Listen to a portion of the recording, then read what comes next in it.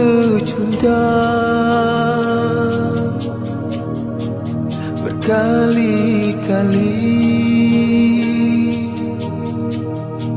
hitamnya hati, kiri dan kanan, depan belakang, digoda rayu, tiada jemu. Kiri dan kanan, depan belakang, digoda rayu, tiada jemu. Di situ istana cinta, rindu bersemayam, namun cahayanya tiada lantaran dosa. Di situ mukimnya iman, senjata setia, namun sinarnya pudar akibat noda.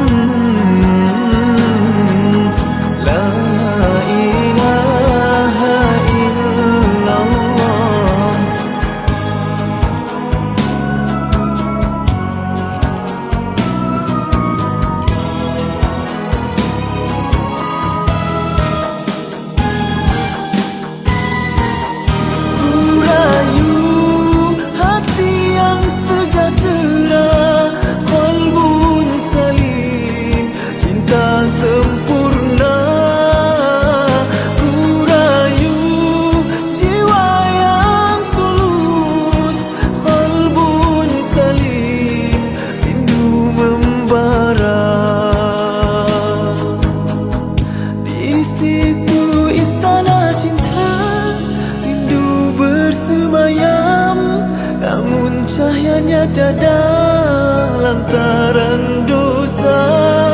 Di situ mukimnya iman, senjata setia, namun sinarnya pudar akibat noda.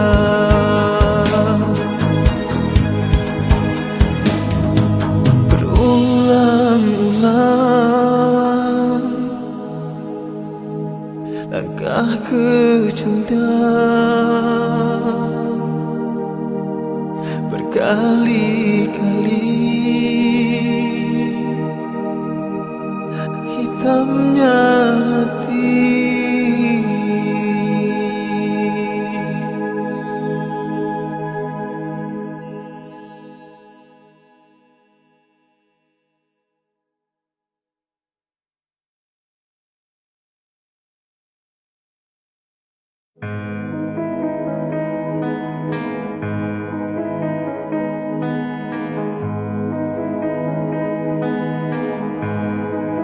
Berulang-ulang langkah kecundang berkali-kali, hitamnya hati, kiri dan kanan, depan belakang, digoda rayu, tiada jemu. Kiri dan kanan, depan belakang, digoda rayu, tiada jemu. Di situ istana cinta, rindu bersemayam, namun cahayanya tiada lantaran dosa. Di situ mukimnya iman, senjata setia, namun sinarnya pudar akibat noda.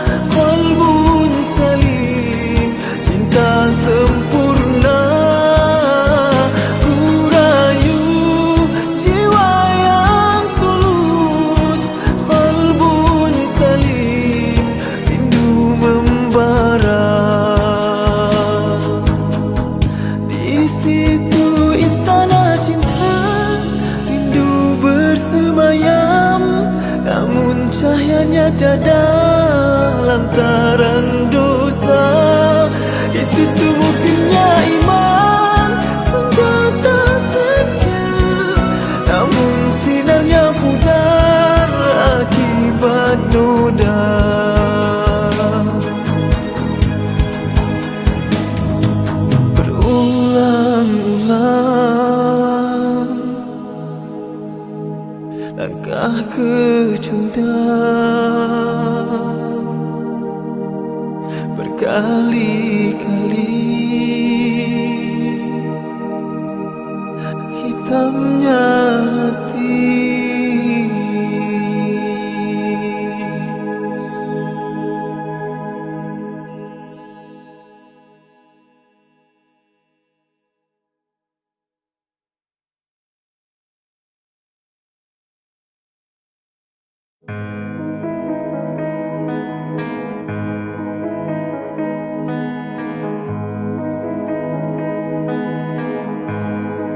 Berulang-ulang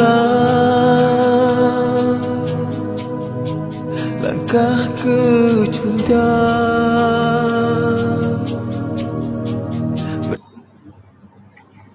Bismillahirrahmanirrahim. Rabbi shrah li sadri wa yassir li amri wahlul 'uqdatam min lisani yafqahu qawli.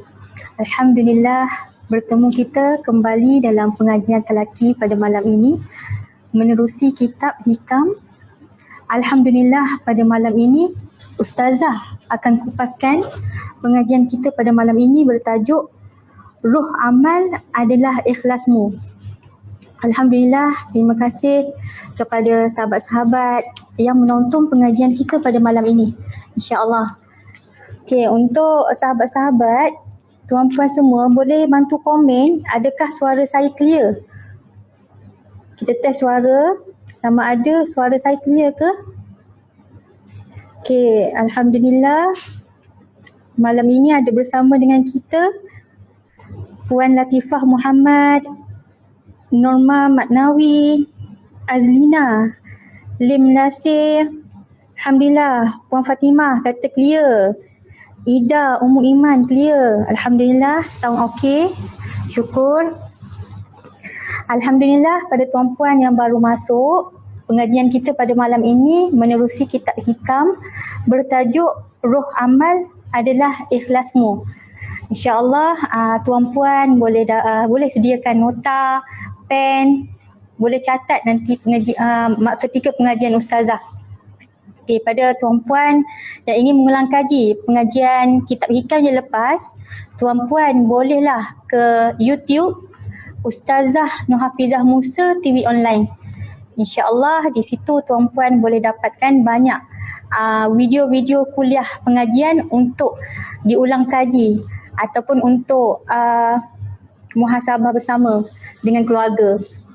Okey, Alhamdulillah, terima kasih kepada para penganjur, kepada kru yang terlibat di belakang tabir, tim Fatih Team, Mihrab Coaching, kepada El Hafizah, Jom Tu Jannah, Madinatul Hufaz, dan tak lupa juga kepada tuan-puan yang banyak support pada pengajian telaki dengan infak kepada Madinatul Hufaz ataupun kepada infak pengurusan media online. Terima kasih kepada tuan-puan yang banyak support juga dengan share, komen, buat nota di ruangan komen. Alhamdulillah. Moga-moga setiap kebaikan yang tuan-puan lakukan mendapat rahmat dan dan balasan daripada Allah Ta'ala, insya-Allah. Alhamdulillah, sebelum kita teruskan pengajian kita pada malam ini, okey, kita jemput Ustazah kesayangan kita, Ustazah Nurhafizah Musa, insya-Allah. Okey Ustazah, Assalamualaikum. Assalamualaikum warahmatullahi wabarakatuh. Apa khabar, Mak? Waalaikumsalam. Alhamdulillah, sihat Ustazah. Baik, Bismillah. Allahumma lakal hamdu hatta tarda wa lakal hamdu idza radita wa lakal hamdu ba'da ridha. Wa usalli wa usallim ala nabiyyina wa habibina wa syafi'ina wa zukhrina Muhammad sallallahu alaihi wasallam wa ala alihi wa ashabihi ajma'in. Allahumma inna nas'aluka ridhaka wal jannah wa na'udzu bika min sakhatika wan nar. Allahumma inna na'udzu bika min ilmin la yanfa' wa na'udzu bika min qalbin la yakhsha' wa na'udzu bika min nafsin la tashba' wa na'udzu bika min du'ain la yusma' wa na'udzu bika min haula'il arba'. Ya Allah, ya Tuhan kami, Kami benar-benar memohon ya Allah redha-Mu dan syurga-Mu, dan kami minta berlindung daripada kemurkaan-Mu dan neraka-Mu. Wahai Allah, kami mohon perlindungan ya Allah daripada ilmu yang tidak memberi manfaat, daripada hati yang tidak khusyuk, daripada nafsu yang tidak pernah rasa puas, dan daripada doa yang tidak mustajab. Kami mohon berlindung ya Allah daripada keempat-empat perkara yang telah kami sebutkan tadi. Amin amin ya rabbal alamin. Ustazah harap yang di Instagram juga boleh dengar ya. Clear tak suara Ustazah? InsyaAllah yang di Facebook okey ya Mar ya? Alhamdulillah. Okey Ustazah, Alhamdulillah, insyaAllah. Dan sahabat-sahabat di Instagram Ustazah, okey Siti Balkis, okey tak boleh dengar suara Ustazah? Sujin, boleh ya insyaAllah. Okey, Alhamdulillah. Hari ini sahabat-sahabat, ya, tuan-puan, adik kakak, anak-anak yang dikasihi sekalian, kita menyambung kembali pengajian kitab hikam kita di mana hari ini masuk kepada Al-Hikmatul Ashirah, iaitu hikmah yang ke-10. Al-Hikmatul Ashirah, hikmah yang ke-10 ini tuan-puan sekalian, ya, pada dasarnya kita lihat Masya Allah pendek saja. Nak dibandingkan dengan hikmah-hikmah yang lain. Ada hikmah panjang sekali. Ya, tapi hikmah yang ke-10 ni pendek saja. Betul Mar ya? Kalau kita tengok dalam kitab ya. Tetapi Masya Allah ini adalah intipati ya kepada kehidupan yang sangat besar, yang sangat besar dan dalam maknanya. Ya, jadi mari sama-sama insya-Allah sahabat-sahabat yang Ustazah kasihi sekalian, ya, untuk kita menekuni, memahami, menghayati hikmah yang ke-10, ya, di mana hikmahnya berbunyi. Ustazah bacakan dan insya-Allah tuan-puan boleh sebut juga ya, supaya kita dapat membiasakan juga dengan bahasa Arab ya insya-Allah. Al-a'malu suwarun qa'imah wa arwahuha wujudu sirril ikhlasi fiha. Ustazah ulang lagi sekali. Al-a'malu suwarun qa'imah wa arwahuha wujudu sirril ikhlasi fiha. Demikianlah pendeknya ya hikmah yang ke-10 pada hari ini, tetapi mempunyai pengertian ya dan maksud yang sungguh dalam dan luas sekali. Tadi Ustazah ajak sahabat-sahabat ya belajar cakap bahasa Arab kan, membiasakan ya dengan bahasa Arab. InsyaAllah sebabnya tuan-puan sekalian ya bahasa Arab ini dia ada zuk yang tersendiri, ada nilai rasa dia yang tersendiri. Apatah lagi ini adalah lughatul Quran, ya, bahasa Al-Quran. Sebelum Ustazah mengulas, boleh kita borak-borak dulu boleh Mar? Ya, supaya tidak terlalu mungkin ada yang masih lagi belum ada pen ke, ya, belum ada buku catatan, jadi boleh bersedia sambil Ustazah ya buat pendahuluan sikit.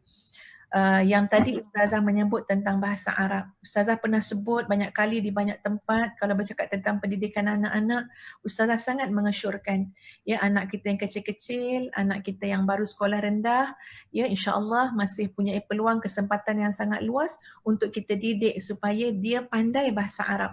Masya-Allah tuan-puan sekalian, ya, kelebihan, keistimewaan dapat mendalami bahasa Arab ini masya-Allah terlalu, ya, tak tahu nak cakap macam mana ya, satu perkara yang terlalu Ustazah syukuri sekarang apabila dulu mak ayah sangat menekankan tentang bahasa Arab. Bila kita meneliti bahasa Arab, bila kita mutamakin, ya, maknanya mendalami bahasa Arab, dia sebenarnya mengajar jiwa kita untuk lebih halus. Ya, kerana ketelitian yang ada pada sifat bahasa itu sendiri. Dan Ustaz tak menafikan pada bahasa-bahasa yang lain. Ya, sebagai contohnya tuan-puan sekalian, supaya nampak yang kita sama-sama berusaha. Ya, mungkin tuan-puan yang ada masalah yang masih belum dapat mendalami bahasa Arab, okey, kita dalami bahasa Arab. Bagi pihak Ustazah pula tuan-puan, ya, Ustazah dah balik semula, mulakan kos dalam bahasa Inggeris dengan sahabat Ustazah di UTM. Ya, sebab sekarang semester ni mengajar international student. Ia mengajar pemikiran sains dan teknologi dalam bahasa Inggeris. Ustazah ambil ya dengan dengan sahabat di UTM. Ustazah kata tolong ustazah nak ikhtiar, nak usaha belajar, ikutlah kelas tu nak buat seminggu sekali ke, kalau ikutkan permintaan ustazah 3 kali seminggu. Ustazah nak belajar. Tujuan dia apa dia? InsyaAllah tujuan dia sebab nak bagi talk dalam bahasa Inggeris. Ya, tujuan dia supaya dakwah ini sampai kepada orang yang mungkin tidak dapat penghayatan sangat mendengar bahasa Melayu. Jadi sama-sama kita usaha ya tuan puan sekalian. Kalau di pihak ustazah nak lebih mahir sampai boleh bagi ceramah tu insya-Allah dalam bahasa Inggeris ya, dan di pihak mungkin segelintir sahabat-sahabat ya kena membuat-buat semangat untuk belajar bahasa Arab. Baik, apa yang disebut, apa maksud hikmah yang telah pun kita bacakan sebentar tadi? Al-a'malu suwarun qa'imah. Al-a'mal ini adalah jamak kepada amal, maknanya amalan-amalan. Subhanallah tuan puan sekalian, pada hikmah yang ke-9 hari tu, kita bercakap tentang tanawwu'an ajnasul a'mal, pelbagai jenis amalan yang Allah mudahkan kepada kita sebagai jalan kebaikan. Ada orang beramal ya dengan jalan sedekah, ada orang beramal dengan jalan tolong orang lain, ya jaga kebajikan, mudahkan urusan dekat jalan raya, ya lalu lintas, macam-macam bentuk ya jalan kebaikan yang Allah bukakan sebagai ya memberikan petunjuk kepada kita betapa luasnya rahmat Allah. Betapa luasnya rahmat Allah. Ada manusia yang terlantar di atas katil, tapi Masya Allah pahalanya berlipat-lipat kali ganda. Allah datangkan kebaikan atas jalan namanya jalan sabar. Ya, ada orang tuan puan sekalian, ya, atas jalan apa yang Allah berikan kepada dia? Jalan tawakal. Banyak sangat, ya. Itu adalah amalan-amalan yang telah kita sebutkan pada minggu yang sudah, ya, pada bulan sudah. Hari ini kesinambungannya seluruh bentuk-bentuk amal, al-a'mal, ya, dengan kepelbagaian amal tersebut di sisi Allah Azza wa Jalla yang Allah terima, yang sampai kepada Allah adalah amalan-amalan yang bukan kita berikan kepada Allah bersifat kerangka sahaja. Kalau gambar tu tuan puan sekalian, makna kata kat rumah kita tu kita letak gambar yang cuma ada bingkai, gambarnya tak ada. Ya. Kalau kita bagi sesuatu maknanya semuanya hanya luaran sahaja.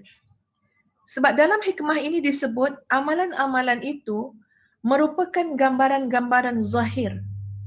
Ya, solat yang kita buat, puasa yang kita buat, amar ma'ruf yang kita buat, nahi mungkar yang kita buat, sedekah yang kita buat, apa lagi yang kita buat. Ya, kita tolong orang tuan puan sekalian, kita mengajarkan ilmu, kita buat baik pada mak ayah kita, kita bagi makan pada orang miskin, kita sapa jiran tetangga kita. Semua itu adalah al-a'malu suwarun qa'imah. Pada dasarnya baru kelihatan rangkanya sahaja. Pada dasarnya baru kelihatan zahirnya saja. Dan ia akan hanya tinggal sebagai rangka, sebagai bingkai yang tidak ada kandungan di dalamnya ketika mana ya ketiadaan wujudu sirril ikhlasi fiha. Ya, bila tidak ada roh ataupun rahsia ikhlas di dalamnya, maka tinggallah amalan-amalan yang kita lakukan itu seperti amalan-amalan zahir sahaja.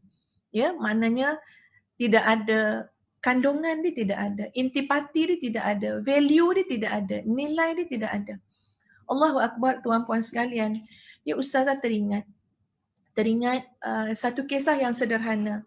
Ia telah juga ustazah kongsikan dalam beberapa ceramah sebelum ini. Kisahnya sederhana tapi bagi ustazah dia makan dalam. Ya, ustazah tuan puan seperti mana yang tuan puan maklum, ya, diberikan amanah oleh pihak UTM untuk mengedarkan, mempromosikan ya produk yang hasil daripada kajian ataupun research UTM itu sendiri. Ustazah bukan nak jual barang ini cerita yang cerita yang ada ibrah dia ya. Jadi adalah ustazah punya adalah staff yang menguruskan. Jadi satu hari sampai berita kepada saya, kepada ustazah ya, iaitu makluman bahawa ada seseorang ya, seorang saudari itu ya, dia komplain, dia kata staf ustazah telah postkan kotak-kotak tu, barang-barang tu, tapi kemudian bila sampai kepada beliau, ya, kotak tu penyet, kotak tu rosak, ya, maknanya dia penyet kan. Dalam kotak tu ada botol, ada pun isi kandungan tu dalam botol tu lah, ya. Jadi makna kata kotak ni mungkin kita akan buang, ya. Memang kita akan ambil botol tu. Tapi bila sampai kepada customer kita, klien kita, ya, aduan sampai bahawa kotak tu penyet. Dan dia pun ambil dalam jumlah yang banyak sebab dia pun nak jual balik semula kepada orang lain, ya, macam tu. Jadi staf berkenaan, ya, report kepada ustazah, dia pun bagi tahu so nak buat macam mana, ya, dia pun mengaku tu kelalaian dan kesilapan dia terlepas pandang, ya. Jadi ustazah memang sebut terus, kita mesti ganti kotak yang baru. Mesti ganti kotak yang baru. Tak apa, ya, soal untung rugi kita tak apa, mesti ganti kotak yang baru. Dan ustazah telah sampaikan berita tu pada suami, ya, pada Dr. Azhar. Ceritalah, ya, okey, customer komplain, jadi kita ni kena call kilang untuk dapatkan kotak yang baru dan terus minta kilang hantar kepada klien tersebut, ya. Tapi respon daripada Dr. Azhar ketika itu, tuan-puan sekalian, memberikan kepada ustazah satu ibrah yang sangat besar. Ya, bila ustaz dengar tu, ustaz diam je. Tiba-tiba ustaz pandang ustazah, ustaz kata macam ni, Masya Allah, kita bagi orang satu barang yang kotak tu penyet, orang argue kita balik, orang nak pulang pada kita balik, orang tak nak terima, orang nak minta ganti. Bayangkan bagaimana nanti kita persembahkan amalan kita kepada Allah yang mungkin penyek di sana sini, kotor, busuk. Allahu Akbar. Agaknya Allah nak buang amalan tu. Ya, agaknya Allah tak nak terima amalan tu. Agaknya macam mana penderitaan jiwa kita ketika mana yang menolak pemberian kita itu, persembahan kita itu adalah Allah Azza wa Jalla. Waktu tu sahabat-sahabat, ustazah memang sampai ke hari ni benda tu berlega-lega dalam fikiran ustazah. Dia kalau nak solat, kadang-kadang teringat, kamu nak solat, kamu nak bagi kotak buruk kepada Allah. Kamu nak solat, kamu nak bagi apa pada Allah? Kamu nak solat, kamu nak ke Allah campak balik solat kamu kepada kamu. Allahu Akbar. Makan dalam, tuan-puan. Ingat, setara kita bagi pada orang pun orang komplain, sana sini ada benda tak kena, dan memang patut orang tu komplain pun, ya. Memang patut sahabat tu komplain. Tapi nak bagi tahu macam mana kita nak reflect kepada kehidupan kita, kepada amalan yang kita nak persembahkan kepada Allah Azza wa Jalla. Apakah kita hanya memberikan satu kotak tapi dalam tak ada kandungan apa-apa? Pasti klien akan marah, ambil balik ustazah, apa ni, saya nak beli barang ni, kenapa hantar kotak je? Mana isi kandungan dia? Mana value dia? Saya bayar 200-300 untuk kandungan dia, untuk khasiat yang ada pada ubat-ubat tu, insya-Allah. Ya, mana cuma bagi saya kotak je, nak buat apa? Orang pun akan pulangkan, orang pun tak nak terima. Allahu Akbar, tuan-puan sekalian. Ya, rutin yang kita lalui, kehidupan yang kita lalui pun sudah memberikan kita ibrah, petunjuk macam mana sesuatu yang kita berikan kepada orang lain, kalau tidak ada nilai yang sebenar pada barang yang kita bagi itu, orang akan pulangkan. Orang akan marah. Ya, takkan setara ni yang kamu nak bagi pada aku. Apatah lagi, Allahu Akbar, walillahil mathalul a'la, dan bukanlah ya kita bagi Allah bandingan dengan sesuatu apa pun, sama sekali tidak, ya, tapi ini untuk litaqribiz zihni, untuk mendekatkan pemahaman kita. Ustazah bawakan satu analogi yang real berlaku dalam kehidupan ustazah, ia reflect kepada diri kita sendiri. Apa pun yang kita buat, jangan jadi kotak buruk, jangan jadi kotak je dihantar tapi isi dalam tak ada, ataupun ya benda yang busuk macam sampah yang kita hantar. Allahu Akbar, orang boleh saman kita, tuan-puan, kat dunia ni. Jadi apa gambaran, macam mana kita nak fikirkan tentang amalan yang kita nak persembahkan kepada Allah, tentang kehidupan yang kita nak persembahkan kepada Allah. Kita mesti mencari inti kepada amalan tu. Kita mesti mencari benda yang paling penting pada amalan tu, iaitu wa arwahuha wujudu sirril ikhlasi fiha. Gambaran manakala roh-rohnya ialah rahsia ikhlas yang wujud padanya. Jadi ya, Ustazah percaya sahabat-sahabat semua, tuan-puan dapat memahami dah ya pada peringkat awal ni bahawa di sana hikmah yang ke-10 ini merujuk kepada kepelbagaian amal yang Allah mudahkan kepada manusia, yang Allah bentangkan kepada manusia untuk meneroka melakukan amalan-amalan kebaikan tersebut, tapi harus barang diingat bahawa amalan-amalan itu ketika mana ia nak diterima oleh Allah, untuk sampai kepada Allah, untuk diterima oleh Allah, dia tidak boleh jadi rangka sahaja, tidak boleh jadi tin kosong saja, tidak boleh jadi bingkai sahaja, tapi ia mesti ada value dia.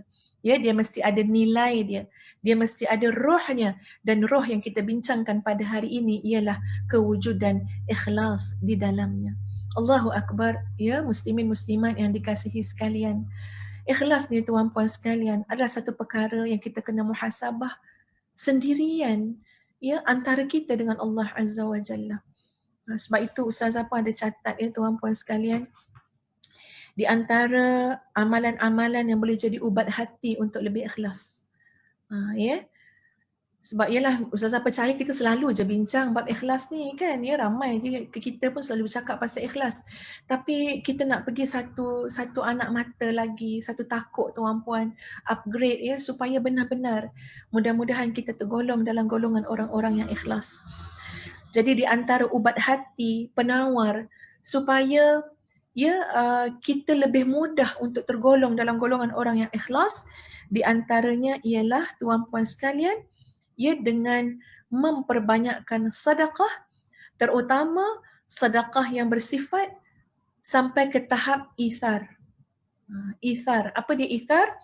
Kita mementingkan keperluan, kepentingan orang lain sehingga menggugat juga kepentingan nafsu kita, kepentingan peribadi kita, kemahuan yang membuat-buat dalam diri kita. InsyaAllah tuan-puan sekalian, kalau kita boleh latih diri kita, ya dah Ustazah rasa malu untuk cakap benda ni. Ya malu untuk cakap benda ni. Sebab apa? Sebab Allah Maha mengetahui keadaan diri kita. Baik Ustazah yang sedang bercakap maupun tuan-puan yang sedang mendengar. Ya Allah mendengar, Allah Maha mendengar apa yang Ustazah sebut hari ni. Bahawa rawatan, penawar, lagi sekali Ustazah ulang, penawar ya supaya kita dapat ikhlas untuk mengubat cinta kita kepada dunia, hubbud dunia. Ya, yang membuat-buat dalam hati kita. Hubbud dunia yang datang dalam pelbagai bentuk manisnya, cantiknya, meriahnya, ya berkilauannya. Tapi insya-Allah boleh diubat pertama dengan sedekah yang sampai ke tahap ithar. Ya, ithar iaitu melebihkan kepentingan, keperluan orang lain lebih daripada keperluan dan kepentingan diri kita sendiri. Contohnya, ia dalam surah Ali Imran ayat 13 hingga 17 tuan-puan sekalian. Allah berfirman, "Wallazina yu'tuna ma ataw wa qulubuhum wajilah innahum ila rabbihim raji'un." Ini adalah sifat orang yang bersedekah yang menjadi rawatan kepada jiwa kita. Ada orang tuan-puan sekalian sedekah macam mana nak cakap Ustaz tak kata orang lain. Ini untuk kita juga, muhasabah untuk kita. Sedekah yang terlalu mudah. Maknanya sedekah duit kita ada 500,000, kita bagi sedekah RM10 tak ada apa rasa. Kita bagi sedekah RM50 pun tak ada apa rasa sangat sebab dalam akaun kita ada lagi 500,000, 600,000 contohnya. Ya, ada yang kadang-kadang bagi sedekah pun pandang orang yang nak terima sedekah tu macam ni je. Betul ke dia ni kan ya? Ataupun dengan harapan jangan datang lagi, ni last nak bagi, contoh macam-macam keadaan. Tapi dalam ayat tadi tuan-puan sekalian, dalam surah Ali Imran 13 hingga 17, Allah menyebut tentang sifat orang yang mengeluarkan sedekah di jalan Allah, yang merawat hati kita, yang menghilangkan daripada jiwa kita hubbud dunia, rasa cinta sangat dengan dunia. Dan kita sangat perlukan rawatan ini tuan-puan sekalian. Apa maksud ayat tadi? Wallazina yu'tuna ma ataw, dan orang-orang mereka yang memberikan apa yang Allah berikan kepada mereka. Mereka panjangkan infak mereka. Mereka panjangkan sedekah mereka. Dalam keadaan ketika mana mereka memberi, ketika mana mereka infakkan harta di jalan Allah, wa qulubuhum wajilah, hati mereka penuh dengan rasa gementar kepada Allah Azza wa Jalla. Ya, gementar, takut, seram sejuk dalam hati ni. Wa qulubuhum wajilah. Kenapa jiwa mereka gementar? Kenapa hati mereka rasa seram sejuk, tuan-puan sekalian? Bukan kerana takut dengan harta yang habis. Bukan kerana takut melihat harta itu dah berpindah milik, berpindah tangan. Tapi disebut dalam ayat ini, wa qulubuhum wajilah innahum ila rabbihim raji'un. Kerana sesungguhnya mereka akan kembali kepada Tuhan mereka. Jadi Masya Allah tuan-puan sekalian, dalam apa jua amalan yang kita lakukan, kalau dalam ayat ini dikhususkan kepada amalan sedekah tadi, jiwa yang memberi itu tuan-puan sekalian bukan jiwa yang ujub. Bukan jiwa yang rasa hebatnya aku, bagusnya aku, dermawannya aku. Kala, sama sekali tidak. Ya, bukan jiwa yang rasa macam-macamlah perasaan-perasaan yang datang daripada rasa riak dan sebagainya. Tapi Masya Allah disebut dalam ayat ini, jiwa yang merasakan bahawa dirinya satu ketika nanti akan kembali kepada Allah dan Allah akan tunjuk dulu sedekah kamu dulu, kamu buat kerana siapa. Dulu kamu bagi itu untuk apa. Semuanya akan sangat zahir, semuanya akan dilondehkan, diselongkar di hadapan Allah kelak. Sebab itu dalam setiap amalan yang dibuat oleh orang-orang yang bertakwa, tuan-puan sekalian, orang-orang ini, golongan ini tak pernah melupakan wa innahum ila rabbihim raji'un. Sesungguhnya mereka, sesungguhnya kita ila rabbihim, kepada Tuhan mereka akan kembali, akan dikembalikan. Jadi Masya Allah tuan-puan sekalian, ya tadi Ustaz sebut kita nak ikhlas, cubalah buat dua penawar ni. Ya, dua penawar, dua amalan. Iaitu yang pertama tuan-puan sekalian, memang kita kena lipat kali gandakan sedekah. Dan sedekah itu dalam bentuk yang kita perbaiki sedekah yang kita berikan. Kita bukan saja perbaiki dari sudut jumlah dia. Ya, dulu RM5 je kan. Apalah salah sekali biar terasa sikit, bagi sikit RM5,000 contohnya. Bukan saja dari sudut kualiti, dari sudut kuantiti dia tuan-puan sekalian, tapi dari sudut kualiti jiwa yang mengeluarkan sedekah tersebut. Biar sampai tahap ithar, tahap ya, Masya Allah, aku ni ada benda nak guna ni. Ya, ada benda nak beli. Ya, ada benda tahsiniat. Ya, benda yang hanya perhiasan-perhiasan lah yang kita nak beli. Ya, ada benda yang kita nak buat. Tapi dengan sebab kita mendahulukan orang lain, kita tak jadi mengutamakan pihak kita, kita utamakan orang lain. Dan ketika kita memberikan itu, tidak ada rasa ujub, tidak ada rasa riak, tidak ada rasa yang Allah murkai dalam hati ini, Allahumma illa, kecuali apa yang kita rasakan, wajilah. Wajilah maknanya gementar. Ya, gementar, takut, risau, berharap. Dan apa tagline yang paling besar dalam hidup, dalam hidup manusia yang ikhlas ini, wa innahum ila rabbihim raji'un, sesungguhnya mereka kepada Tuhan mereka akan dikembalikan. Atau kita langsung melihat kepada ayat Al-Quran yang lain, iaitu ayat Quran yang berbunyi, allazina idza asabathum musibatun qalu inna lillahi wa inna ilaihi raji'un. Boleh jadi tuan-puan kadang-kadang bila kita sedekah kan, sebab kita nak merawat hati, masa kita bagi sedekah, mungkin kita kena sebut inna lillahi wa inna ilaihi raji'un. Mungkin kita kena sebut ya, untuk merawat hati kita, sebab kita tahu penyakit apa yang ada kat dalam. Biar datang rasa gementar, biar datang rasa tanggungjawab. Untuk apa? Untuk membersihkan hati ketika mana kita memberikan sedekah. Sebab semua itu semua itu terlalu, ya, Allah Maha mengetahui, terlalu jelas bagi Allah, tahu semua. Ya, yang kita buat itu apakah amalan lahir semata-mata, ya, ataupun memiliki wujudu sirril ikhlasi fiha, ya, memiliki rahsia yang sangat utama yang menjadi nilai kepada amalan sehingga Allah terima amalan tersebut, iaitu kewujudan ikhlas. Itu yang pertama. Yang kedua, tuan-puan sekalian, apa dia amalan yang insya-Allah ya sangat mudah membawa kita kepada jalan ikhlas. Yang kedua adalah Allahumma salli ala sayyidina Muhammad, yang kedua adalah ibadah malam. Ya tuan-puan sekalian, ibadah malam, Ustazah nak petik satu hadis Nabi SAW. ya, dalam hadis yang agak panjang juga. Ibadah malam ini sangat utama untuk mendidik diri kita agar selalu upgrade, ya, supaya hati kita lebih ikhlas dalam beramal. Baik, Ustaz bacakan hadisnya. Ada 2 hadis yang Ustaz akan bacakan insya-Allah. Pertama, sabda Nabi SAW, "Ya ma'syaral muslimin, syammiru fa innal amra jad, wa ta'ahabu fa innar rahila qarib, wa tazawwadu fa innas safara ba'id, wa khaffifu athqalakum fa inna wara'akum aqabah, qu'udan la yaqta'uha illa al-mukhaffifun.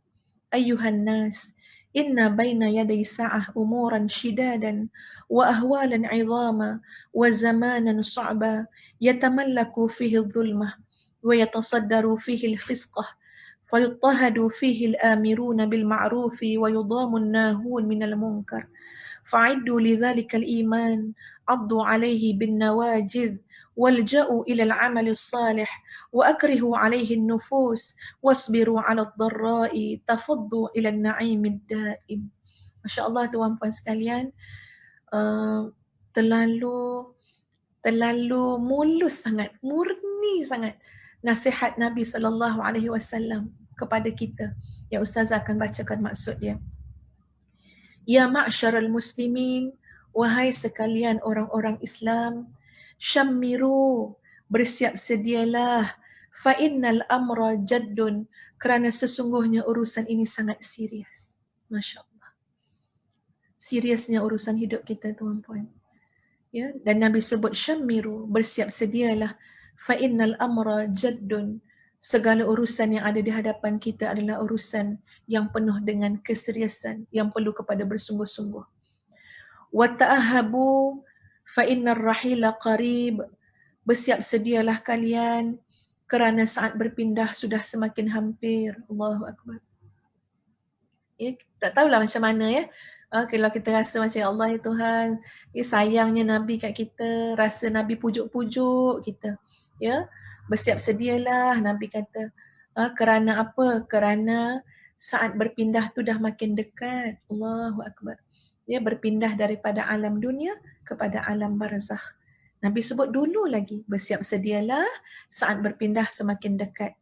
Wa tazawwadu fa inna as-safara ba'id. Namun bersiap sedialah berbekal kerana perjalanan perpindahan tu amat jauh. Wa khaffifu athqalakum, kurangkanlah sikit beban. Ya, kamu ni nak pindah, perjalanannya jauh, beban kena dikurangkan. Fa inna wara'akum aqabah. Ya, sesungguhnya di hadapan kamu terdapat beberapa halangan yang menyulitkan.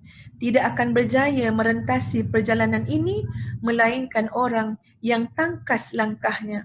Wahai manusia, sesungguhnya menjelang hari kiamat akan berlaku keadaan-keadaan yang gawat dan bencana-bencana yang besar dan saat-saat yang serba payah dan sulit.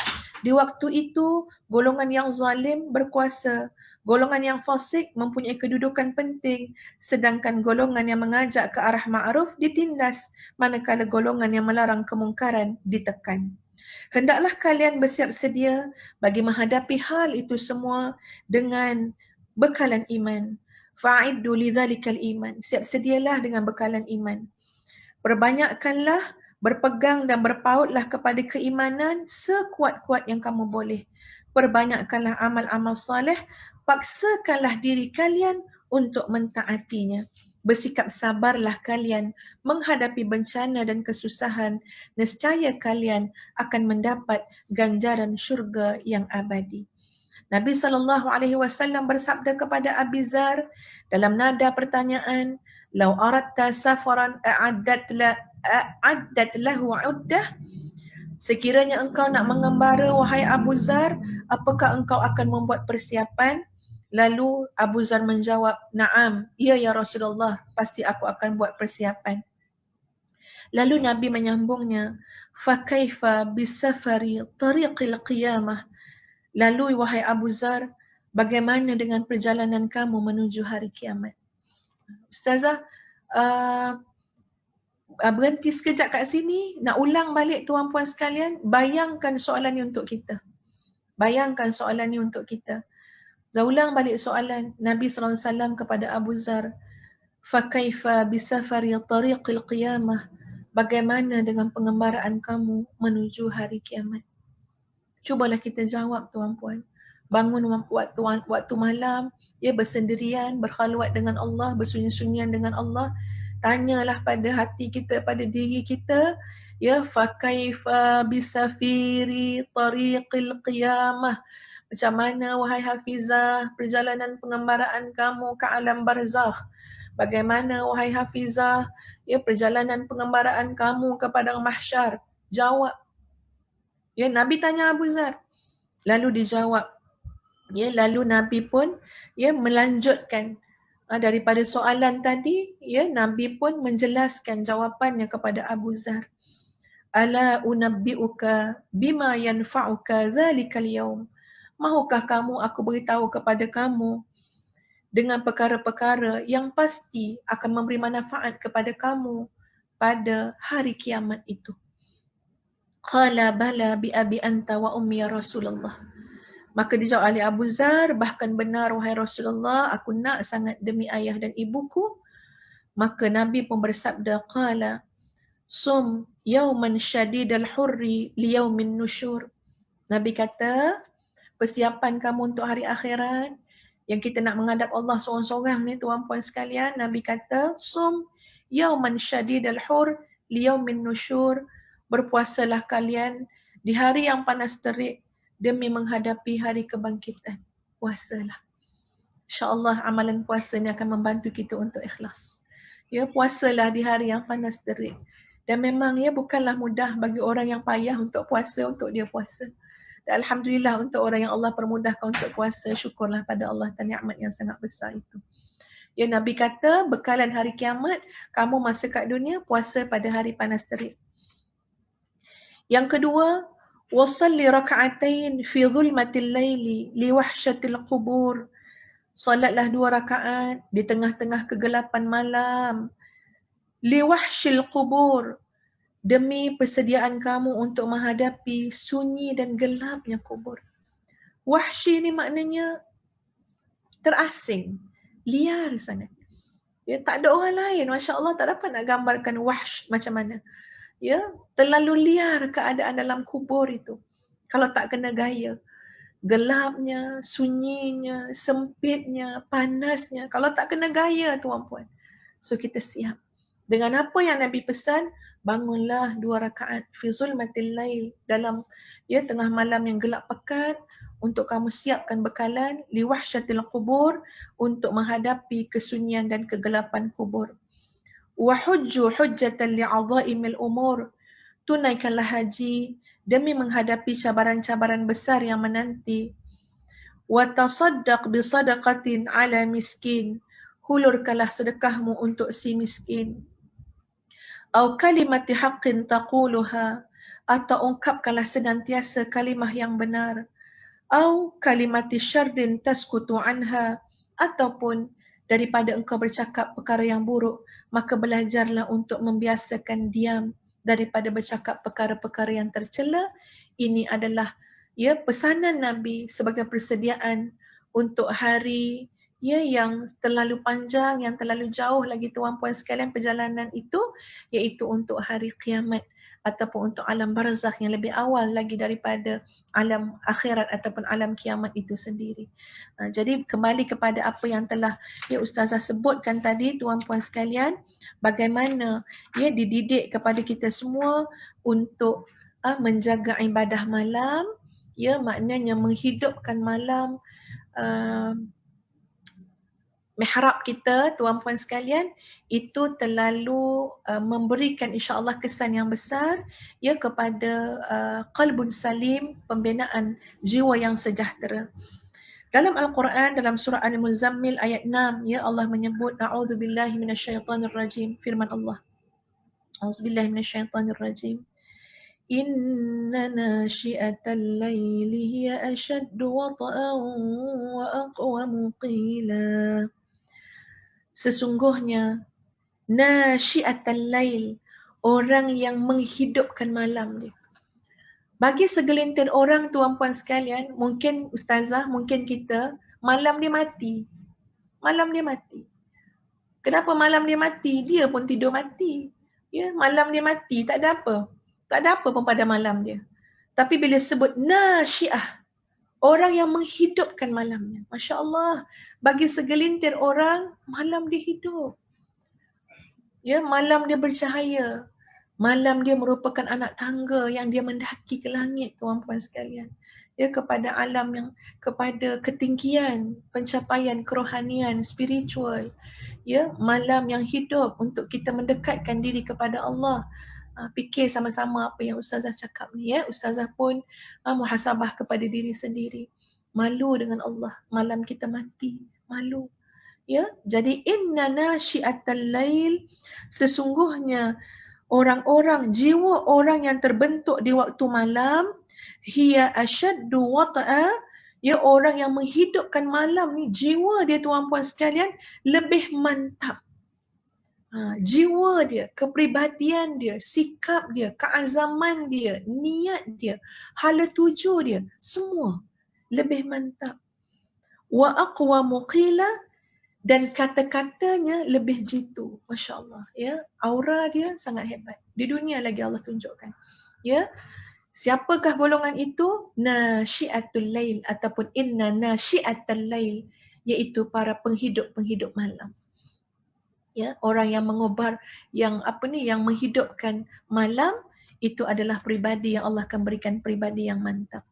Dalam hadis yang lain, ya, baginda menjelaskan, alaikum biqiyamil lail, hendaklah kalian mengerjakan solat di waktu malam, fa innahu da'bus salihina qablakum, justru itu adalah amalan orang-orang yang saleh sebelum kamu, wa maqribatul lakum ila rabbikum, dan itulah amalan yang boleh mendekatkan kalian kepada Tuhan kalian, wa mukaffaratun lissayiat, itulah juga amalan yang boleh menjadi penebus kepada dosa-dosa kalian, wa munhatun 'anil ithim, itulah juga amalan yang boleh mencegah daripada segala keburukan, wa mutarradatun lidda'i 'anil jasad, dan itulah amalan yang dapat menghapuskan penyakit yang ada dalam badan seseorang. Masya-Allah.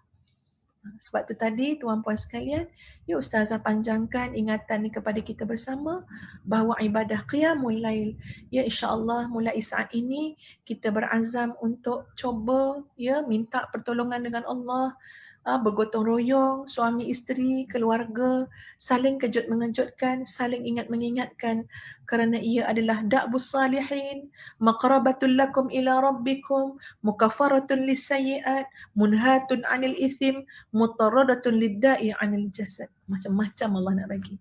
Jalan dekat pada Allah, menebus dosa, membersihkan segala penyakit dalam badan kita. Masya Allah, tuan-puan sekalian. Ya, termasuklah penyakit-penyakit jiwa yang menafikan, yang sehingga menyebabkan hilangnya sirrul ikhlas, ya, rahsia ikhlas dalam diri ataupun amalan kita semua. Muslimin muslimat yang dikasihi sekalian, ya, mari kita lihat lanjutan lagi daripada maksud al-a'malu suwarun qa'imah wa arwahuha wujudu sirril ikhlas fiha. Ustazah nak mengulas sikit, ya, tuan-puan, apa yang telah dibentangkan oleh oleh Syekh Dr. Said Ramadan Al-Buti dalam huraian hikam, ya. Ustazah ada rujuk beberapa kitab, ya. Ustazah dapati dalam huraian Syekh Dr. Said Ramadan Al-Buti disebut tentang ini, ya. Ada beberapa kitab yang Ustazah rujuk, dia tidak menyebut tentang perkara yang Ustazah akan sebut sebentar lagi. Dan ia sangat menarik perhatian masa Ustazah baca, ya. Sangat menarik perhatian. Iaitu, tuan-puan sekalian, pertama, apabila dalam jiwa kita ada satu perhatian dalam hidup ini, iaitu satu perhatian untuk taqarrub ila Allah, untuk setiap saat, setiap langkah semakin mendekatkan diri kita kepada Allah, maka itu adalah di antara perkara yang akan membantu untuk mewujudkan ikhlas dalam jiwa kita. Okay. Jadi kita ambil contoh ya tuan-puan sekalian, contoh orang yang puasa. Ya, puasa bulan Ramadan. Jadi bukan seorang kita aja puasa, seluruh muslimin muslimat puasa bulan Ramadan. Jadi banyak keadaan, ada yang puasa sebab ialah Ramadan semua kena puasa. Betul niat. Ya, nawaitu shauma ghadin ya dan sebagainya, memang niat. Tapi kadang-kadang dalam niat yang kita lafazkan itu, hati kita tidak hadir. Ya, keazaman kita tidak murni, tidak kukuh tuan-puan sekalian. Ya. Jadi apabila wujud dalam hati itu satu perhatian, ya, satu kesungguhan nun jauh daripada lubuk hati kita, iaitu apa dia? Apa saja yang aku buat ini, yang aku cakap, yang aku buat, yang aku tinggalkan, ya, bahkan diam aku, semuanya itu kita nak programkan dengan izin Allah dalam ruang lingkup akan membawa kita untuk dekat dengan Allah Azza wa Jalla, termasuk contoh yang saya sebut tadi, contohnya ibadah puasa. Jadi kita nampak Ramadan datang, ya, datang Ramadan. Kita pun betul-betul dah ni dalam hati ni kan, perhatian dan niatnya, ya Allah, aku nak dekat dengan Engkau ya Allah dengan ibadah puasa ini. Ya, dekatlah ya Allah dekatkanlah aku dengan Engkau ya Allah. Sepanjang ibadah puasa yang memang Allah sebut ya dalam banyak-banyak amalan, sesungguhnya puasa itu untuk aku. Aku yang akan wa ana ajzi bih, aku yang akan berikan ganjaran ya terhadap orang-orang yang berpuasa. Jadi sangat nampak tuan-puan sekalian, contoh ibadah puasa tadi sebagai ibadah yang sangat berpeluang besar, luas sekali ya, dia punya hikmah dia untuk mendekatkan diri kita kepada Allah. Lalu kita pun letak niat tu memang nak dekat dengan Allah, nak dekat dalam ibadah puasa. Bila adanya perhatian tu tuan-puan sekalian, insya-Allah ya akan lebih terjaga, terkawal, cermat, berhati-hati paginya, tengah harinya, malamnya. Sebab apa? Sebab kita ingat yang kita sedang buat ini adalah peluang untuk kita mendekatkan diri kepada Allah. Kat dalamnya tuan-puan sekalian, rasanya pasti berbeza. Ketika mana kita kurang perhatian dengan rasa ingin dekat kepada Allah, yang kita lihat ibadah tu macam ibadah rutin yang dah biasa buat. Ya, tiap-tiap Ramadan mestilah kena puasa, kan? Ya. Apa yang kita rasa, ya Allah, ya Tuhan. Mungkin dulu pun pernah Ustaz kongsikan kan, ya. Bila kita rasa nak dekat dengan Allah tu sampai monolog, munajat kita dengan Allah pun banyak sepanjang kita puasa. Ya, rasa penat sikit kita pun sebut, ya Allah, pandanglah aku ya Allah, pandanglah aku ya Allah, berilah aku kekuatan. Ya, masak kat dapur, berharap masak ini juga mendekatkan diri kita dengan Allah. Ya Allah, pandanglah aku ya Allah, aku masak ni untuk keluarga, mudah-mudahan jadi darah daging, ya, jadi anak-anak yang soleh dan solehah. Masya Allah, Allah akan bantu, tuntun, beri taufik dan hidayah untuk setiap perkataan, perbuatan yang kita buat. Sangat, Masya Allah, tak tahu nak cakap macam mana ya tuan-puan. Dilimpahi taufik dan hidayah untuk membawa kita dekat dengan Allah Azza wa Jalla. Atau satu contoh ya tuan-puan yang saya rasa pernah lalui lah benda ni bila kita pergi ke Mekah, ya, pergi ke Mekah. Ada orang pergi Mekah sebab nak buat umrah. Okeylah, betul lah, nak buat umrah kan, nak buat haji, ya, itu ibadah kewajipan yang kita kena buat, contohnya haji dan sebagainya, ya. Tapi bila seseorang itu sangat menjiwai dalam apa yang dia buat itu sebagai satu usaha amalan untuk dia mendekatkan diri dia kepada Allah, result dia lain tuan-puan. Ya, contoh, kita nak pergi solat dekat Masjidil Haram. Punyalah ramai orang, ratusan ribu, bahkan berjuta kalau musim haji tuan-puan. Yang kadang-kadang kita dapat sujud sikit je. Ya, ada orang pijak lagi kaki kita. Ya, bendanya sangat tak proper tuan-puan sekalian. Bahkan ada masa tak boleh masuk dalam masjid. Kita solat kat tengah-tengah panas kat luar. Tapi sebaik kita angkat takbir, Allahu Akbar, kenapa hati kita meruntun? Kenapa air mata kita mengalir? Ya, masa kat Malaysia tak macam tu pula. Kalau aircon masjid tu rosak, geram juga kita. Ya, boleh pindah masjid lain tu kalau tarawih ke aircon rosak, kan, ya. Kalau tak ada ni macam-macam lah alasan kita. Ya, kita akan rasa rimas sangat solat dalam keadaan yang panas berpeluh-peluh dan sebagainya. Tapi benda yang sama, bahkan lebih panas di Masjidil Haram. Kalau kita tak dapat masuk dalam masjid, hanya kat luar je. Dapat solat masa bulan Ramadan kat luar. Dauzah pernah lalui benda tu tuan puan. Tapi Masya Allah, kenapa walaupun tengah panas, walaupun tengah keriuhan, walaupun bersesak-sesak, tapi antara kita dengan Allah tu macam tak ada orang kacau tuan puan, tak ada orang ganggu. Rasa kedekatan tu. Tak kisahlah orang sebelah ni siku kita ke, yang ni tolak kita ke, tak mengganggu kita. Kenapa tuan puan? Sebab kita ada perhatian nun jauh dalam hati kita apa dia? Aku nak dekat dengan kau ya Allah. Walaupun suara kita perlahan, tapi kita rasa sangat, yakin sangat Allah mendengar suara kita yang perlahan itu. Ya, di tengah-tengah keramaian macam-macam bangsa, macam-macam bahasa, macam-macam rupa. Ketika mana dalam hati kita ada rasa ingin dekat dengan Allah, kita terasa tuan puan, Allah melihat kepada kita. Allah mendengar ucapan kita. Allah mendengar rayuan kita. Allahu Akbar. Hebat sangat tuan puan bila kita letakkan dalam hati ini rasa ingin dekat dengan Allah. Jadi rasa ingin dekat dengan Allah ni tuan puan sekalian, ya, menjadikan apa saja keadaan, ya, faktor-faktor persekitaran ni dia tak bagi apa kesan yang teruk kepada kita. InsyaAllah ibadah tu akan dapat istiqamah insyaAllah. Ya, tulus. Sebab apa? Sebab kat dalam tu dia ada kekuatan. Kekuatan dia apa? Kekuatan ingin dekat dengan Allah. Yang kedua, ya tuan puan sekalian, apabila seseorang itu ya mengharapkan, maknanya pada peringkat awal lagi Allah berikan taufik dan hidayah untuk apa? Untuk mengharapkan pada amalan yang dia buat ini, yang diharapkan adalah pandangan Allah, kedekatan dia dengan Allah Azza wa Jalla. Biar Allah tarik dia supaya dekat dengan Allah, bawa dia dekat dengan Allah. Hanya berharap kepada Allah, kata Dr. Said Ramadan Al-Buti, pada waktu itu pun sudah boleh dirasakan, ya, boleh dijiwai. Pada waktu itu Allah seperti membukakan kepada hamba tersebut untuk dia melihat betapa banyaknya nikmat Allah kepada dia sehingga memungkinkan dia untuk melakukan amalan tersebut dengan sebaik-baiknya. Jadi penting untuk kita melihat bahawa kemampuan, kekuatan kita melakukan amal tersebut adalah merupakan nikmat dan kurniaan daripada Allah. Sangat penting. Kenapa? Sebab kita tak mahu yang mencampur aduk dalam amalan yang kita buat adalah ujub, riak, takabur, sombong, ya, sum'ah. Kenapa? Kenapa ada ujub? Kenapa ada riak? Kenapa ada sum'ah? Sebab kita lupa bahawa kita dapat melakukan amalan tersebut hasil daripada nikmat, taufik dan hidayah Allah Azza wa Jalla. Kita terlupa. Kita terlepas pandang. Sebab kita terlupa ia adalah ihsan daripada taufik dan hidayah Allah.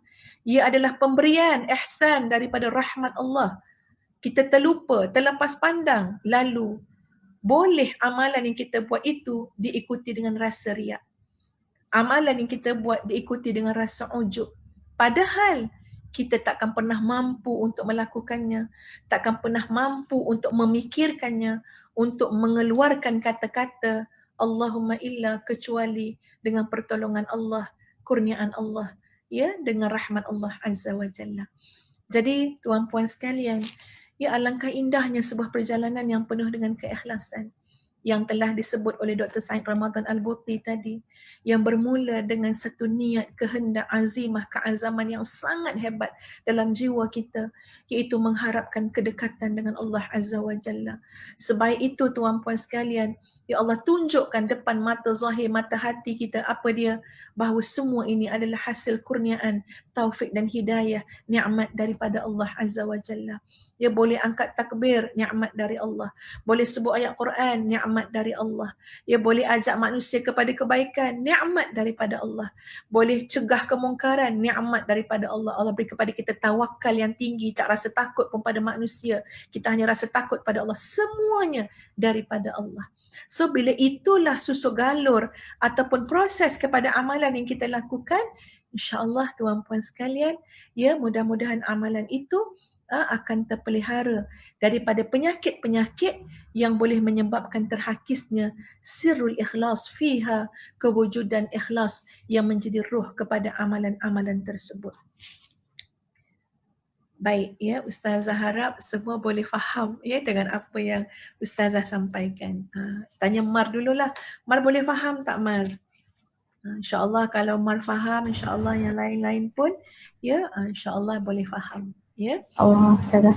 Alhamdulillah.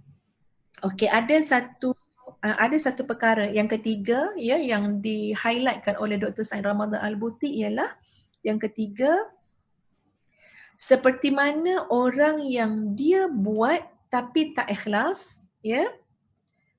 Tapi di sana ada juga orang yang ikhlas tapi tak buat. Ya, jadi ni kena faham sikit ya. Kena bagi perhatian insya-Allah untuk Ustaz terangkan, insya-Allah mudah-mudahan dapat terangkan dengan baik. Seperti mana ada orang tu dia buat amalan tapi tak ikhlas. Katalah kita buat satu amalan tapi tak ikhlas pun. Ya, kita buat baik, kita santuni orang, kita layan orang, tapi sebenarnya dalam fikiran kita sebab kita nak jaga hubungan dengan orang tu sebab itu orang kenamaan. Iaitu orang tu kira kabel besar tu ya, nanti macam-macam keuntungan kita akan dapat. Ya. Jadi kita buat, kita nampaknya macam buat benda baik tapi tidak ada ikhlas di dalamnya. Di sana tuan-puan sekalian ada orang yang dia tidak dapat untuk berbuat. Ya, dia tak dapat pun untuk buat. Dia nak sedekah tapi terlalu sukar sangat untuk sedekah wang ringgit. Kerana apa? Sebab dia tak ada langsung. Ya, kais pagi makan pagi, kais petang makan petang. Bahkan dia pun termasuk dalam golongan fuqara. Ya, orang-orang fakir miskin.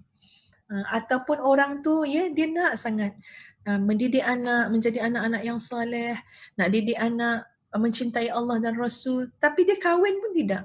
Dia bukan dia tak nak kahwin, dia pun berusaha, dia pun berdoa, tapi jodoh dia belum sampai. Ini maksud Ustazah. Ada orang, dia ikhlas tapi tak berbuat. Dan Allah Maha mengetahui tuan-puan sekalian, kejujuran dan kebenaran niat keazaman yang ada dalam diri seseorang. Allah Maha mengetahui. Ya. Jadi alangkah hebatnya ada golongan yang dia tak mampu untuk berbuat demikian, ya, ada halangan-halangan, tetapi masya-Allah dengan qalbun salim, dengan hati yang sejahtera, dengan hati yang bersih, dia boleh sampai dapat memiliki pahala-pahala dengan ganjaran persis seperti orang yang ikhlas. Cuma dia terhalang kerana kekangan-kekangan, ketidakmampuan dia untuk melakukannya. Berbeza dengan golongan tadi, dah buat dah derma dah buat baik dah, tapi kerangka zahir sahaja. Ya, amalan zahir saja, ikhlasnya tak ada. Seperti mana yang disebut oleh Allah Azza wa Jalla dalam surah Al-Furqan, ya, ayat 23. A'udzubillahi minasyaitonirrajim. Wa qadimna ila ma 'amilu min 'amalin faj'alnahu haba'an manthura. Wa qadimna ila ma 'amilu min 'amalin, ya, lalu ketika mana kami bentangkan kepadanya amal-amal yang mereka persembahkan kepada Allah. Ya, kita semua ni besok akhirat, ya, apa yang kita buat dalam hidup ni semua kita persembahlah. Ya, Allah pun tunjukkanlah.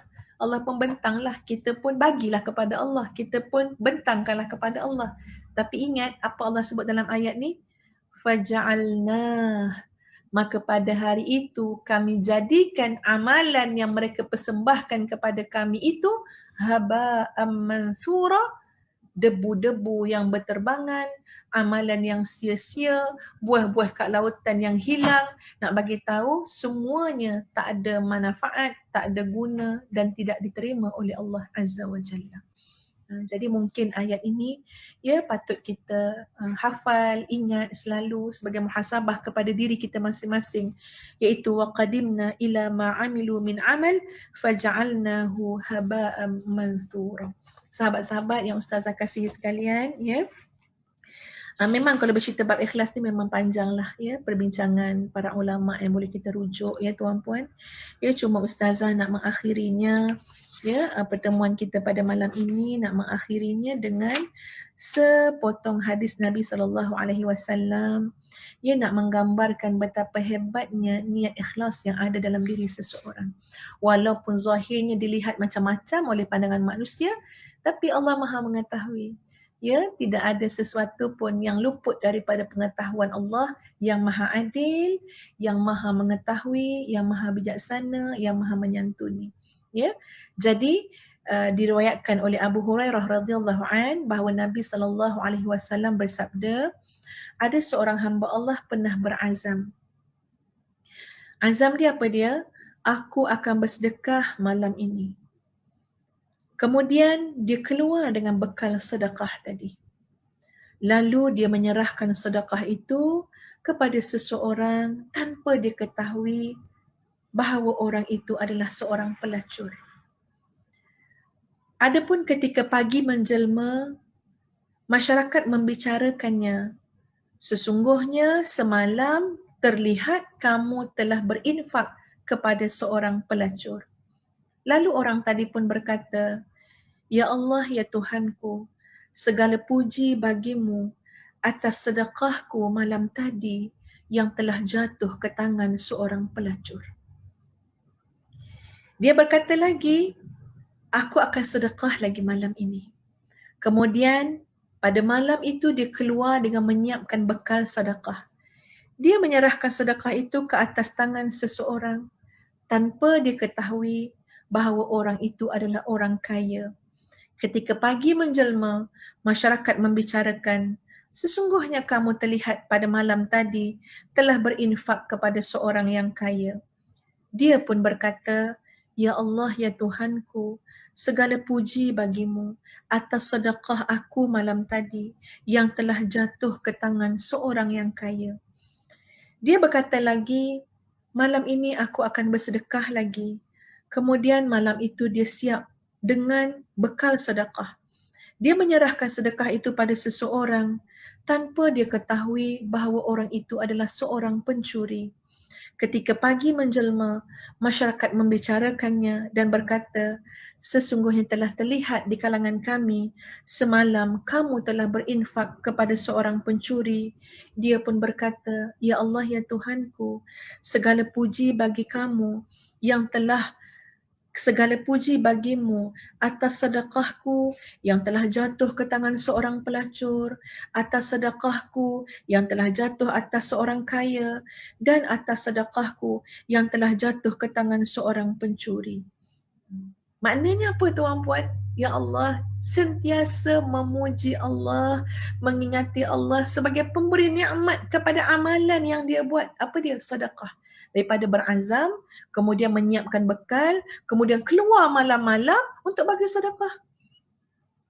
Jadi kemudiannya tuan-puan sekalian dalam hadis ini menyebut dia melihat di dalam mimpinya bahawa Allah Azza wa Jalla telah menerima sedekahnya itu.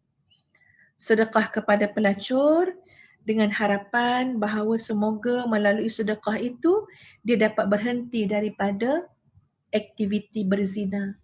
Sedekahnya kepada orang kaya itu dengan harapan semoga dengan sedekahnya itu menjadikan orang kaya itu sendiri agar mudah untuk berinfak ya di jalan Allah.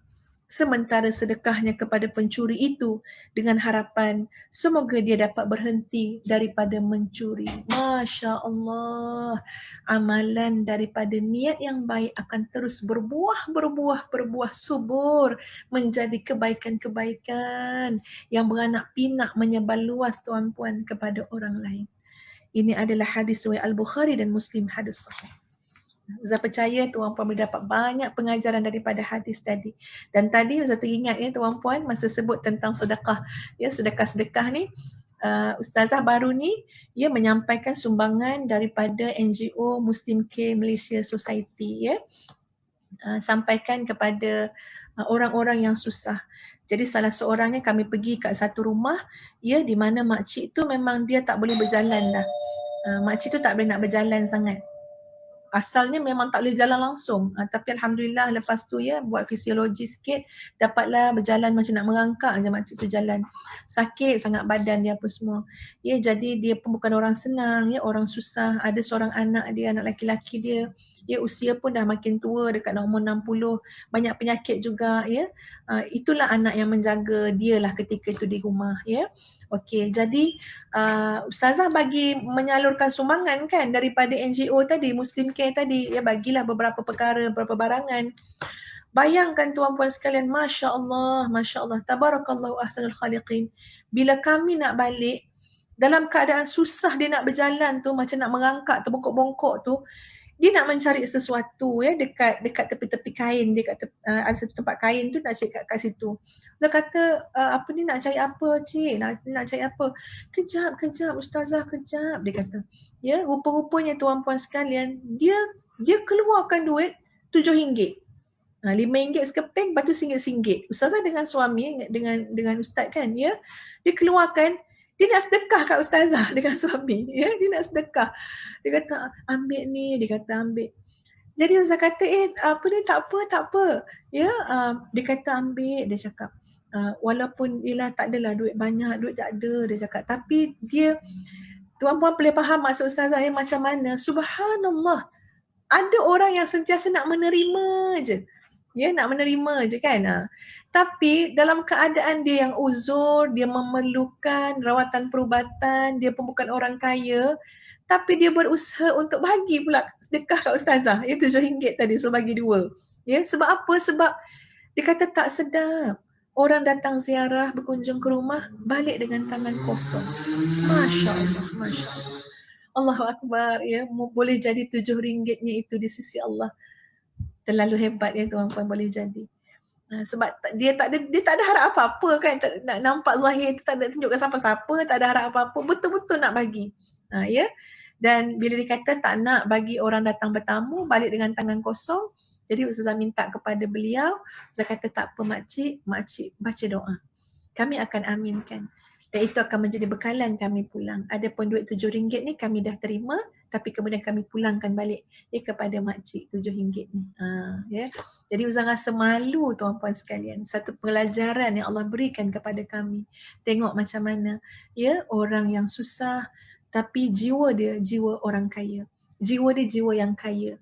Ya, sentiasa nak memberi dan memberi walaupun sikit. Walaupun dia tahu kalau kita fikir panjang-panjang macam-macam lah keluar nanti, alah ustazah tu takkan RM7 pun dia nak, ya apa benda dia nak buat dengan RM7 contohnya kan. Tapi orang yang ikhlas ni tuan-puan ya, dia takkan fikir panjang-panjang macam tu. Dia takkan suuzon ke apa, tak ada.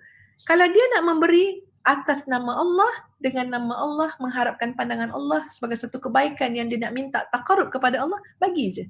Tak payah kita nak persoal-persoal macam-macam. Sama lebih kurang ibrah daripada kisah yang disebut oleh Nabi SAW tadi. Ya, kalau dah nak sedekah.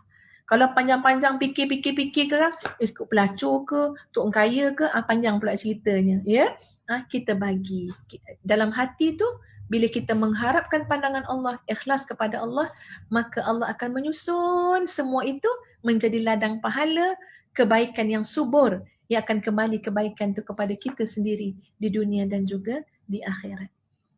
Jadi rasanya itulah sekadar yang boleh kita kongsikan pada malam ini, sahabat-sahabat semua. Ya, Ustazah sangat mengucapkan syukur kepada Allah ya atas nikmat kesihatan yang Allah berikan. Allah beri nikmat, ada semangat untuk berkongsi juga ya. Walaupun kalau ikutkan masya-Allah, Ustazah masih mengajar kan di UTM. Jadi hari ni antara kelas yang banyak ya. Tapi alhamdulillah Allah yang maha baik tuan-puan sekalian selalu mempermudahkan kepada kita ya. Mudah-mudahan Allah terima sebagai amalan yang soleh. Ya, dan Ustazah ingat juga dulu masa pergi haji ke umrah macam itulah. Masa waktu haji, ya Ustazah menangis terseduh-seduh betul lah. Waktu tu ada satu poin je yang menyebabkan rasa macam lemah longlai lutut ni. Ya, satu poin iaitu bila terasa kalau Allah tolak hidup kita ni. Waktu tu rasa lemah longlai sangat. Dia rasa nak berdiri kat kat Kaabah tu kan ya. Rasa tak boleh berdiri, rasa nak terjelepuk. Sebab terasa satu benda, macam mana kalau Allah tolak hidup kamu. Macam mana kalau Allah tolak? Jadi rupanya perasaan bila terasa macam kalau Allah tak terima ni, ialah satu muhasabah ataupun satu perasaan yang boleh membangunkan balik semangat kita sampai berdoa, wahai Allah, mungkin amalan yang aku buat amalan yang rosak, amalan yang aku buat amalan yang tidak ikhlas, tapi aku mohon dengan rahmat-Mu ya Allah, aku mohon dengan cinta-Mu, aku mohon dengan belas ihsan-Mu, kerana aku adalah hamba-Mu dan Engkau adalah penciptaku. Tolonglah ya Allah, jadikanlah amalan yang aku buat sepanjang hidupku ini, ya, dengan rahmat-Mu yang luas, Engkau sudi menjadikannya seumpama amalan orang-orang yang ikhlas. Maknanya tak ikhlas pun kan ya. Tapi tolong ya Allah dengan rahmat-Mu, Kau angkatlah ia, Kau kategorikanlah dia, Kau golongkanlah ia dalam amalan orang-orang yang ikhlas. Jadi doa je lah macam tu sepanjang kat Mekah Madinah tu kan. Ya, sampailah hati tu rasa tenang. Tapi itu antara poin besar tuan-puan dalam muhasabah kita, iaitu sekiranya yang menolak kita itu adalah Allah, ke mana pelarian yang kita nak pergi? Sekiranya yang menolak amalan kita itu adalah Allah, kepada siapa lagi nak kita persembahkan amalan yang kita lakukan tu? Tak laku pun, tak ada orang pun yang nak. Tak ada orang pun dapat ganjari apa yang kita buat ya tuan-puan, kecuali Allah. Astaghfirullahalazim, astaghfirullahalazim, astaghfirullahalazim li wa lakum. Sebelum Ustazah akhiri juga, Ustazah menjemput tuan-puan semua untuk terus mendoakan ya pembangunan fasa kedua Kompleks Madinatul Huffaz yang alhamdulillah ya berjalan dengan sangat memuaskan ya progresnya. Ustazah menjangkakan insya-Allah mungkin pertengahan tahun 2021 insya-Allah ya akan sempurna, ya siap dan boleh dirasmikan dan insya-Allah dah boleh mengambil jumlah pelajar yang lebih ramai. Ya, kami di pihak kami pun tak sabar-sabar tuan-puan ya nak menguruskan supaya segala sedekah infak kita semua ya dapat mengalir terus pahala dan dapat dimanfaatkan ya untuk melahirkan generasi Qurani Rabbani. Cuma saya nak minta tolong dengan sahabat-sahabat semua, tolong panjangkan info-info ya berita-berita tentang Madinatul Huffaz kepada seluruh masyarakat. Mungkin ada yang belum sampai berita ni ya. Jadi kita panjangkan, kita share kepada yang lain ya, boleh jadi ada orang yang nak turut sama ya meletakkan bahagian menanam benih-benih infak jariah di tahfiz Madinatul Huffaz. Itu sahaja. Terima kasih. Jazakumullah khairan katsira. Assalamualaikum warahmatullahi wabarakatuh. Alhamdulillah, terima kasih Ustazah atas perkongsian yang banyak yang kita dapat pada malam ini mengenai ruh amal dan ikhlasmu. Antara poin yang cukup besar adalah bagaimana kita nak dapat penawar bagi ikhlas. Ada dua yang paling utama, iaitu yang pertama adalah sedekah, yang kedua adalah ibadah malam. InsyaAllah moga pengajian pada malam ini akan lebih menjadikan kita lebih dekat dengan Allah, boleh menjadikan kita takarrub ilallah, menjadikan kita hamba Allah yang bertakwa, insya-Allah. Alhamdulillah, terima kasih kepada tuan-puan yang menonton live pengajian kita pada malam ini sehingga ke saat ini. Moga-moga ada kebaikan yang banyak yang Allah kurniakan kepada kita, insya-Allah. Kita akhiri pengisian kita pada malam ini, pengajian kita pada malam ini dengan tasbih, kafarah dan suratul Asr.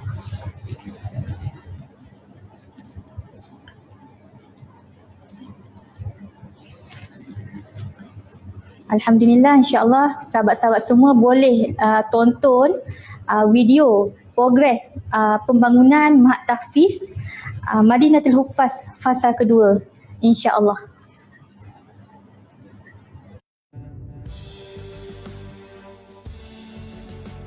Diriwayatkan berlaku di zaman Bani Israel, seorang soleh tuan-puan sekalian, Allah angkat darjatnya. Dia telah melihat segelonggok pasir pada ketika waktu kebuluran, semua orang tak makan. Dia rasakan, ya Allah, alangkah baiknya kalaulah pasir yang aku lihat ini boleh menjadi gandum, boleh aku sedekahkan, boleh aku berikan menjadi makanan kepada orang-orang yang kebuluran. Masya Allah tuan-puan sekalian, hari ini Ustazah berdiri di sini melihat pasir-pasir ini, batu-batu ini dan berfikir, ya Allah, ya Tuhan, alangkah baiknya kalau batu batu-batu ini, pasir-pasir ini boleh menjadi bangunan yang boleh dimanfaatkan untuk mendidik generasi Qurani Rabbani. Tuan-puan, mari bersama kami menjadikan pasir-pasir batu batan ini sebuah bangunan yang tersergam yang boleh dimanfaatkan untuk anak-anak kita terus mendapatkan ilmu yang mendekatkan diri kepada Allah. Jom bersama-sama kami di Manadatul Huffaz.